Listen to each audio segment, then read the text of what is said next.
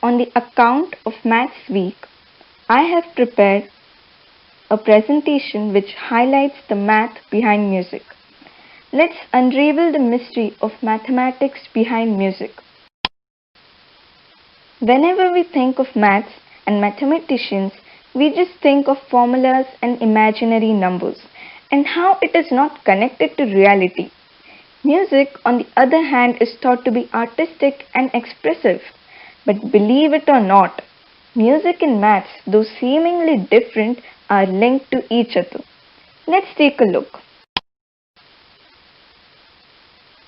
In European music, the diagrams used in music are similar to the mathematical graphs of Cartesian coordinates. The x-axis represents the time, the y-axis represents the pitch, while the notes themselves represent the coordinates. Fun fact: these graphs were used by music theorists before they were introduced in geometry. Have you ever noticed how the music, that is the notes and the harmony, just go together? That's all because of the golden ratio and the Fibonacci sequence. This sequence starts with 0, 1, 1, 2, 3, 5, 8, 13, 21, 34 and so on. Here, each following number is the sum of the previous two numbers. That is, 0 plus 1 is equal to 1, 1 plus 1 is equal to 2, 2 plus 1 is equal to 3, 3 plus 2 is equal to 5 and so on. Interestingly, music begins with the Fibonacci sequence. For example, the opening of xylophone solo has a rhythmic pattern following the Fibonacci sequence.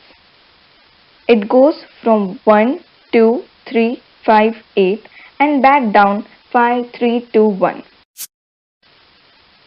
It's amazing to find the golden ratio called as phi in music, which indicates the climax of a song, as claimed by many music theorists. The value of phi is 1.618. So just for fun, take any song for instance. Multiply the length of the song, that is in seconds, by 0.618, which is the inverse of phi. Hence, if a song is made up of say 210 seconds, multiply 210 by 0.618, which equals 129.78 seconds, which is approximately 2 minutes 16 seconds. If you check the song around this time, you will find yourself listening to the highest note or a change in the original music and beats. Tabla and the mathematically bounded tals. In Sanskrit, there is a notion of Laghu syllable and Guru syllable. The Laghu and Guru syllable indicate the short and long syllable. The short syllable takes 1 beat of time to say, while the long syllable takes 2 beats of time to say. A famous Sanskrit poet Hemachandra had already stated elegantly how an 8-beat tal can be constructed in various ways. Today, we know the sequence given by him as the Fibonacci sequence. This is useful for tabla players who would want to improvise with dha, a long syllable, and then a short syllable. The normal dha dha dinda will become boring for the audience. So, the tabla players use the Fibonacci sequence to compose tals. Now we already know the Fibonacci sequence of numbers as 1, 2, 3, 5, 8 and so on. So the 8th number written tells you the total number of rhythms consisting of long and short syllables, having 8 beats.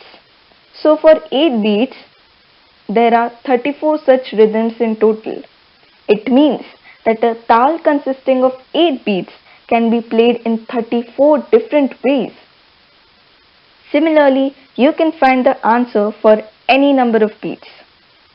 Manjul Bhargava, a mathematician, has thrown light on this topic during one of his interviews with the NDTV. The Indian musician D.C. Manjunath has introduced the conical rhythms with the help of Fibonacci sequence. Manjunath has used the first 8 numbers of this sequence to play a tal of the Carnatic music. Piano and its keys. The first figure shows the octave of piano. This pattern is repeated throughout the piano.